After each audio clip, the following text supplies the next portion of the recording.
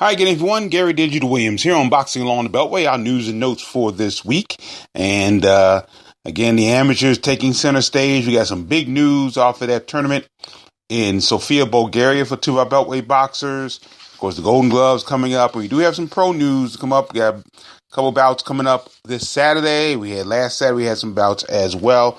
And also, we have some good information about one of our great Beltway referees who is overseas working another world title fight. We'll talk more about that as we go along. Beltway Boxing News and Notes brought to you by Real-Time Pain Relief. From boxers to ballerinas, for shoulder pain to muscle strain and everything in between, Boxing Along the Beltway recommends Real-Time Pain Relief, the natural, plant-based, safe, fast, and effective ointment. You go to freepainoffer.com, buy $10 worth of Real-Time Pain Relief, you get a free $10 tube of Real-Time Pain Relief. Rub it on, the pain is gone in real time. And we welcome a new sponsor to the Beltway Boxing News and Notes podcast. It is DeborahSpears.com. And Deborah Spears, and the interest of full disclosure, she is the lovely wife of my Hall of Fame, DC Boxing Hall of Fame broadcast partner, the fight doctor Jerome Spears. And she sells jewelry. And one of the big collections that she has in her jewelry sales is a stainless steel boxing glove pendant. Pair of boxing gloves and a stainless steel pendant. It looks lovely, no question about that. Relatively priced. You can show your love for the sport of boxing when you wear this unique pair of boxing glove necklace. So that's on Deborah Spears. Deborah spelled D-E-B-R-A. D-E-B-R-A Spears.com for this boxing pendant. So limited quantity, so shop now. DeborahSpears.com. The amateurs once again taking center stage, and again, our two Beltway amateurs out of Alexandria, Virginia did an outstanding job this past week as they finished among the best in the world at the Strandja tournament in Sofia, Bulgaria. Now, Keyshawn Davis. Now, this is becoming an outstanding story. No question about this. Keyshawn Davis performed in his first international tournament, and he won his whole division. He won a gold medal in the lightweight division, defeating a 2016 Olympian by the name of Erdenebat Zenbatar out of Mongolia. And he beat him by unanimous decision. As a matter of fact, Davis did not lose a round in this tournament. He won all of his bouts by unanimous decision. He did have one walkover, but he won all of his bouts by unanimous decision, 5-0. And that is incredible. So again, a great first international tournament. You couldn't do it any better than Keyshawn Davis did this past week. Meanwhile, Troy Isley, also out of Alexandria, Virginia, he lost his championship bout to Krishna Vikas of India. Now, he was a two-time Olympian and a bronze medalist in the 2011 World Championship. So Vikas had a lot of experience, and he probably used that experience to his advantage over Troy Isley, who, again, has done a lot, no question about it, but he probably didn't have the experience that Vikas had, and he lost that decision 4-1. So Isley adds his silver medal to the bronze medal that he won in the World Championships in 2017. So once again, congratulations, some outstanding performances, and they'll continue because Isley is going to be on that USA versus Ireland tour we talked about a few weeks ago on the podcast, and now we just found out that Davis will join him on that tour. And that'll be March 11th, March 14th, I believe March 16th. In a couple cards in Massachusetts and one in New Hampshire, USA versus Ireland. So both Keyshawn Davis and Troy Isley scheduled to be on that USA versus Ireland dual meet tour coming up next month. So congratulations once again to Keyshawn Davis and Troy Isley. Well, the Washington Golden Gloves will continue this coming Saturday, March 3rd at Rosecroft Raceway in Fort Washington, Maryland. The first bout is at 7:30 p.m. Now, the junior division has reached the championship level. All the championship bouts will be in the junior division. All the junior division bouts will be championship bouts, I should say. We have a number of unopposed champions. Jordan Roach out of No Excuse. Alexander Ramirez out of No Excuse. Roach is in the 14-year-old 95-pound division. Ramirez, 8 years old, 100-pound division. We have Brian Flores of Kicked Up Gym, I believe is in Annapolis. I'm not sure. But he's 10 years old, 110 pounds. Tyrell Johnson from the Headbangers in D.C., 16 years old, 114 pounds. Eric Acosta out of the Main Street Gym in Salisbury, Maryland, 14 years old, 125 pounds. And Robert Shackelford out of Old School Boxing, which is right there on the grounds of Rosecroft Raceway. He's in the 16-year-old, 125-pound division. They will all be unopposed champions. So we have 8 junior division bouts scheduled for this Saturday. So we'll see what happens there. There also will be championship bouts. Meanwhile, the novice division kicking in gear. A lot of some good action in the novice division last week. Number of great boxers there, and like the Keyshawn Williams will be there this week. Nigel Anderson out of Hagerstown. Keyshawn Williams out of Deanwood, by the way. Marquise Hines fought well from the Main Street Gym. James Poe out of Hillcrest will be here. Just some of the few bouts, and they'll go from the 132 pounds all the way to 201 plus pounds coming up this Saturday. And then the open division will really kick in the gear. We have 3 bouts, but 2 of the bouts I really want to talk about. Tommy Avalar out of the Sugar Ray Leonard Gym will take on Blaze Fiedler out of Hillcrest. That should be an outstanding bout at 132 pounds and 141 pounds. Kyrie Clinkscales, who was originally out of Virginia, I believe he was out of the Alexander Gym, I believe, but no, he was out of Herndon Gym. But he's now a headbanger. He's in the Headbangers Gym, and he'll be fighting in the Washington Golden Gloves for the first time. And he will take on Wilfredo Avalar out of Sugar Leonard, Tommy's brother. Now, Clinkscales, as we said, won a novice division. He won one novice division and lost in the finals of it last year in the Virginia Golden Gloves. But now he's fighting in the open division for the first time, and he's competing as a headbanger out of Washington, D.C. So that should be very interesting as well. So that'll be Saturday, March 3rd, Rosecroft Raceway, Fort Washington, Maryland, starting time 7:30 in the evening. So we'll see you there. Look forward to it as well. Now let's go to the pros, as we had a couple of tough losses this past weekend at the Showboat Hotel in Atlantic City, New Jersey. Jamal Dyer, who was our co-rookie of the year this past year in 2017, he lost by 4th round stoppage to previously winless Vanderlei Miranda of Marseille, France.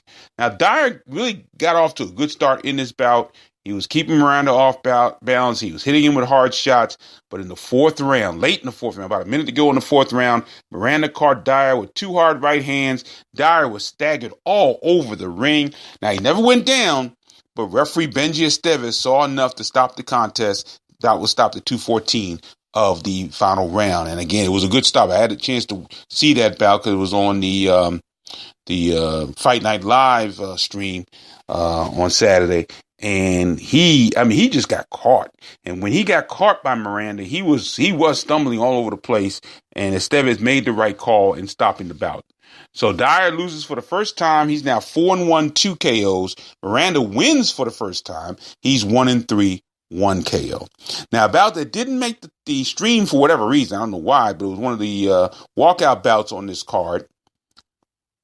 Larry Hitman Pryor out of Frederick, Maryland, he lost a 6-round unanimous decision to Alvin Iron Magic Vermal Jr. out of Catskill, New York. Now, Vermal dropped Pryor in the second round, went on to win a relatively easy decision. It was scores of 60-53 twice and 59-54. So another tough break for Pryor out of Frederick, Maryland. He's 10-19 now, 5 KOs. Vermal remains undefeated. He's 15-0-1, 12 KO. So again, we're having some real tough time in the Beltway with some of our bouts and some of our boxers just not stepping up a little bit. Well, Pryor is a veteran and he's usually an opponent for everybody anyway at this point. But Dyer made his first road trip. Not his first road trip. He's fought on the road before, but he just didn't get the job done this time around.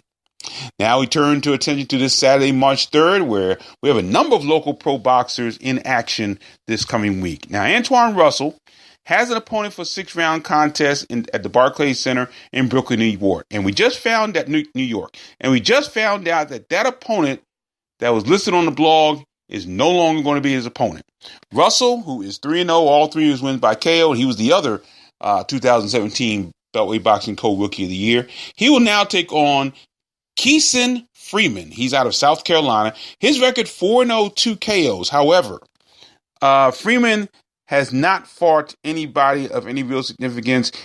3 of his 4 boxers he's fought were 0-1 going into the bout. The other one's making his pro debut. So he has 2 first-round knockouts, but he last fought on September 2nd against Kiri Lucas at Laney High School in Augusta, Georgia. He won that bout by first-round knockout. So he has not fought the competition Antoine Russell has fought, so that should be interesting to see what happens in this situation. But we have 2 undefeated boxers going at Antoine Russell, 3-0, 3 KOs. Keeson Freeman, 4-0, 2 KOs. They are still looking for an opponent for Shingaskan Tazabai for this card. He's scheduled to be in a 6-round bout, but right now, as we look just before we went on the air today, there is no opponent for Shingaskan Tazabai at this moment. So we'll see if he stays on this card coming up. So that's the card. Saturday, March 3rd, of course, that's the Deontay Wilder and Luis Ortiz card that's going to be at the Barclays Center in Brooklyn, New York. Meanwhile, at the Hollywood Casino in Columbus, Ohio, Baltimore, Maryland cruiserweight Slick Nick Kisner, he returns to action. He's in a 10-round rematch against Brian Holstein of Westerville, Ohio. Now, before we talk about the bout, I got to say I've seen Kisner recently because he and I both went to the memorial service for Scott Wagner this past weekend, and it was a great service. Oh, they really sent him off well. Packed house, number of former boxers and former people involved with the ballroom boxing were there. But Kisner looked absolutely great. He really did. So he looked like he's ready for this bout coming up this Saturday. So I actually also saw him at the Golden Gloves. He was training boxing at the Golden Gloves, and I know Juan Marshall, my partner, talked about how good he looked. So we'll see what happens. Now, this is a rematch against Brian Holstein. Kisner defeated Holstein by 10-round majority decision in November of 2016 at the Hollywood Casino, and he won the vacant NABA USA Cruiserweight title. However, Kisner never defended that title, so it was declared vacant. 2 men are competing for it once again. So we'll see what happens here.